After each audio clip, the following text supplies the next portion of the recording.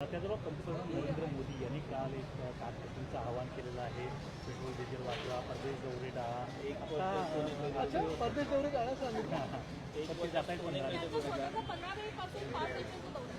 आपण सगळ्यांनीच विधान भवनात जेव्हा अधिवेशन सुरू होतं तेव्हा आपण सगळे तिथे होतात आणि आपल्याला आठवत असेल पहिल्या दिवसापासून मी सांगत आहे की पंतप्रधान महोदयांनी त्याच्यावर भाष्य करावं की देशाला काय आर्थिक परिस्थितीतून जावं लागणार आहे.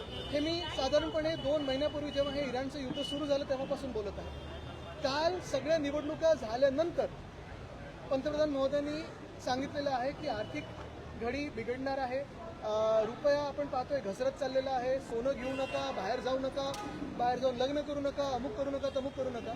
पण स्वतःचे मंत्री आणि स्वतःचा पक्ष हे पाळणार आहे का? रोड शो बंद होणार आहेत का? जे ताफे मंत्र्यांचे असतात ते कमी होणार आहेत का? आणि प्रामुख्याने हेच मंत्री वरपासून खालपर्यंत परदेशी जाणं असेल किंवा सोनं घेणं असेल हे टाळणार आहेत का? मुख्य गोष्ट हीच आहे की जे काल त्यांनी अपील केलेलं प्रधानमंत्री महोदयांनी की जनतेने असं करावं, जनतेने तसं करावं, जनतेने सर्व काही करावं, पण सरकार काय करणार हा एक महत्त्वाचा प्रश्न आहे. आणि दुसरं म्हणजे जे त्यांनी सांगितलेलं आहे वर्क फ्रॉम होम करा किंवा सोनं घेऊ नका किंवा अमुक गोष्टी घेऊ नका, ह्याचा आपल्या शेअर बाजारवर असेल, मार्केट्सवर असेल, जॉब्सवर असेल, दुकानांवर असेल, दुकानदारांवर असेल, व्यापाऱ्यांवर असेल, आपल्या देशाच्या आर्थिक घडीवर असेल, काय नक्की परिणाम दुष्परिणाम होणार आहे ह्याच्यावर विचार केला होता का सरकारने? कारण वर्क फ्रॉम होम बोलल्यानंतर कोविडच्या काळात आपल्याला आठवत असेल वर्क फ्रॉम होम हे बाहेर एक कंटेजियस व्हायरस होता म्हणून आपण घरून काम करत होतो. पण आता वर्क फ्रॉम होम केल्यानंतर जे ऑफिसमधले सगळे घरी बसून काम करतील त्याच्यात इलेक्ट्रिसिटीचं कन्झम्पशन असेल किंवा मग इंटरनेटचा वापर असेल, हा जो वाढणार आहे आणि ह्याचा परिणाम, ह्याचा इम्पॅक्ट जो देशाच्या पूर्ण व्यवस्थेवर होणार आहे त्याचा देखील सरकारने विचार केला आहे का? विशेष अधिवेशन बोलवावं राज ठाकरे शरद पवारांचं म्हणणं की आणि त्याच्यात चर्चा व्हावी, विरोधकांना सुद्धा समाविष्ट करून नाही. विशेष काय साध्या अधिवेशनात पण चर्चेला हे तयार नसतात भाजपवाले.